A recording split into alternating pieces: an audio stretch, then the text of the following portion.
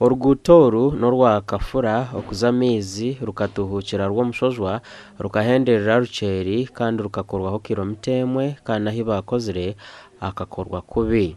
Ahabw'enshonga egi akakiiko ka Public Accounts Committee ahabwa district ya Buhweju katahire omu nshonga egi kandi kashangwa ebihandiiko by'okukoreraho oruguuto oru bikahindurwamu. You are the speaker of the council. You are the speaker of the council, and you are the eye of the council, and you are the eye of the community. Speaker, be straight. Or be straight. Ujirota ogambe bya speak. Hata rugombya political wingi, technical wing. You should be neutral. You should be neutral. Because there is no way bakuja mtrete minutes za council mutakaza kuleta minutes za council akafotokopinga original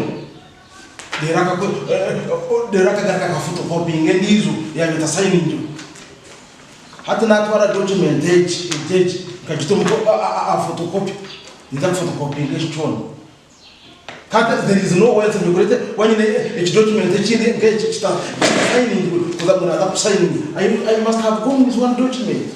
That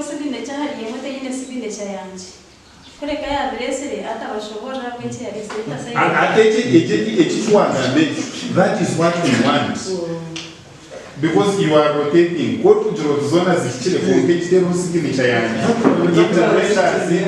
And void. Then you have grading and shaping of Pastor road. Now, without putting the rock in question, because that is where there is contention on the rock, now another matter arises that you go on and execute a project that is not planned and budgeted for. That is from Mizi to Omshojwa. Abarukurira sente ahabwa district ya Buhweju bwanyuma yo kubuzwa ebibuzo sente ahizagire ezabireshemerere kumaririza oruguuto oru batankire kurebana. Bwanyuma yo kutiriko oruguuto ngo wakora. No, the answer was uhitezana kirimo wakora. Hata nyagaza wakora ntushome. Chamana unayibo ukachi.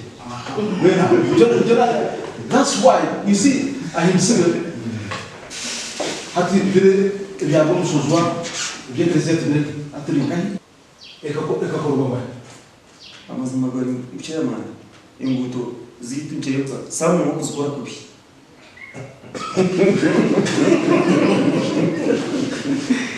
kusamu no engineer w'enguuto ati samu okukora enguuto